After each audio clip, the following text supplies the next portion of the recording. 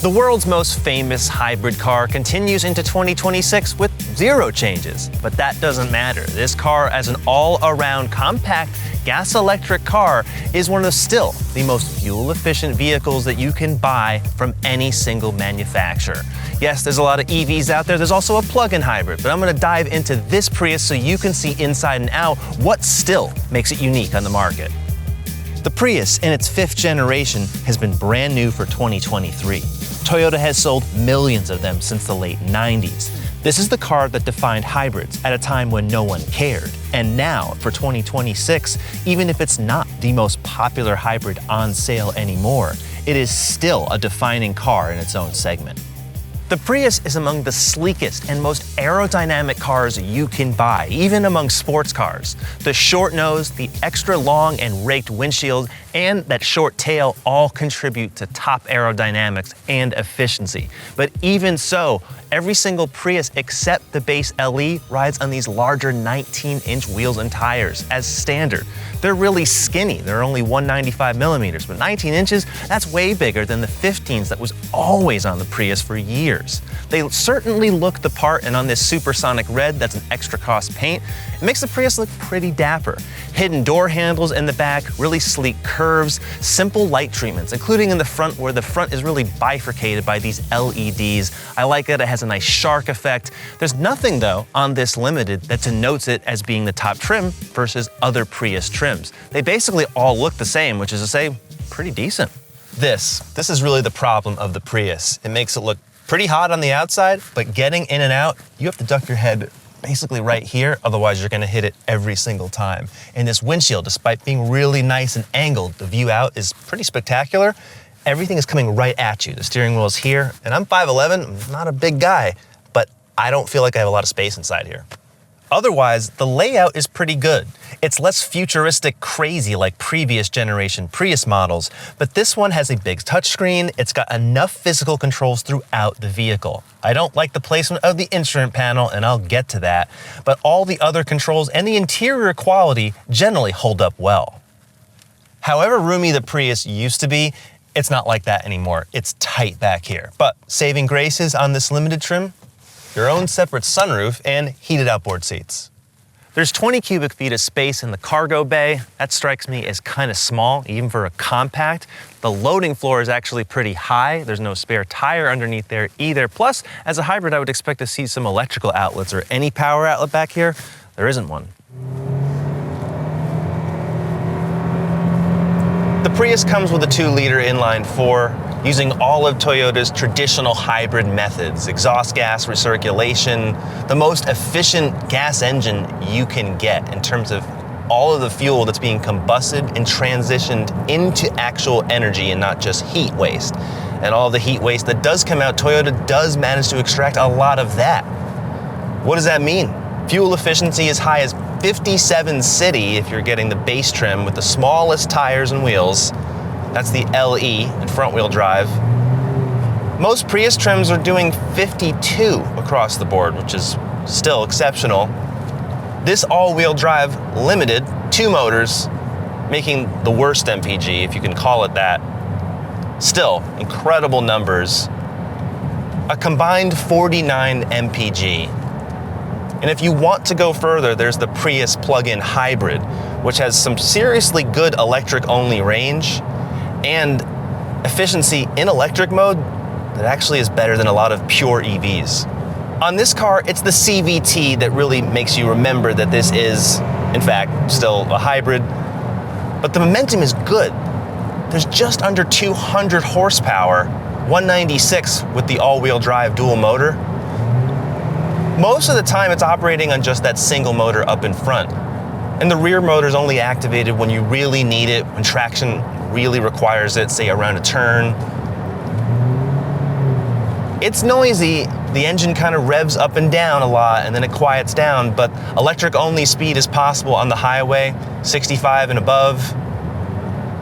And really, despite the noise, you're getting both efficiency and a lot of power. And this Prius generation is the only Prius generation that has ever delivered both. Unlike a full EV though, the Prius still has a lot of wind noise coming through. It's not the quietest car cars have gotten a lot quieter. This is good, but at least the ride is really well controlled, and the steering accuracy off-center is also good. But more than anything, the Prius proves that hybrid systems don't actually need to work like this anymore. Toyota's hybrid system is putting up nearly the same MPG numbers as you can get in the Corolla or even the larger Camry. And you're seeing this across the board. The Honda Civic Hybrid posts nearly the same numbers, and it has a different setup, and it feels quicker, and it's quieter. So the way that Toyota creates this high fuel efficiency doesn't need to be made quite this way anymore. The engines and really all of the efficiency through tires and other components in today's vehicles have improved dramatically. So the fact that the Prius looks like this and it's shaped like this, cars that are less aerodynamic than the Prius but are using a lot of what the hardware inside this car is, from electrification to turbocharging to simply Toyota's incredible hybrid system that it's developed for 30 plus years. Now it's at the point where you don't have to be in a car that looks like the Prius for maximum efficiency to get incredible gas mileage.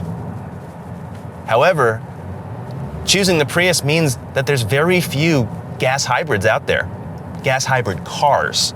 There's plenty of SUVs and crossovers out there that are hybrid powered, but in terms of cars, regular cars, it's now rare. And to me, that's a misstep, because Toyota's already been in the game, Honda's in the game, Nissan's not, the Americans are not, even the luxury automakers, not there. I don't get it, because for a car like this, 40 grand fully loaded, starting really in the high 20s, low 30s, you get a lot of car and it does not break the bank in any way. Steering feedback is pretty good, and Prius models were really, before this one, never really all that good. The last generation was. This one has definitely stepped it up. It's not like you're driving a Supra by any means, but it's still just good. It's really just light, but it has feel. You always know where you're in control in this car. But the issue when driving the Prius, though, is just looking at the instrument panel.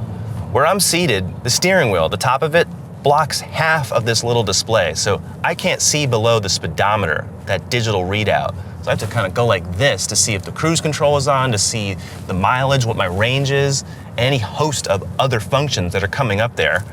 So it's a pretty poor placement in this car. And it also just feels cramped inside this car. A nice big windshield, I like that. But it doesn't feel like there's a lot of room. And I'm 5'11", that's an average height. I got an average build here, so I'm not a big guy taking up this entire space. So this feels not really like a compact car, it feels to me more like a subcompact. And that's all just how Toyota has packaged this car. So not my favorite there. A great thing about this Prius is that it handles very well. Grip is decent, but the body control is excellent, and that goes across all of Toyota's cars and a lot of their crossovers. Braking is typical, it's kind of soft, a little mushy, but anyone who's been driving a Prius for the last 30 years knows exactly what it's like. It's still pretty confident. The Prius has a 12.3-inch touchscreen, but only if you have the limited trim. That's where it comes standard. It's optional on some of the lower trims, including the XLE. There's some customization here. Of course, you can see the energy flow, which is a classic Prius feature. It's also on the instrument panel. Navigation, wireless Apple CarPlay and Android Auto, a JBL stereo on this limited model, which is definitely nicer. I like that. But there's definitely limited customization here. So if you go to Vehicle Customize, there's things here, right? But a lot of features you actually have to go into the instrument panel to use, which is a lot more confusing. I will say, though, that a lot of the physical controls for the heated and cooled seats, climate control, and other buttons throughout the interior do make this welcome. This little instrument panel might seem better than the previous Prius, where it was all across the dashboard and you had to look far over, but the steering wheel blocks most of the display, at least half of it, while you're driving.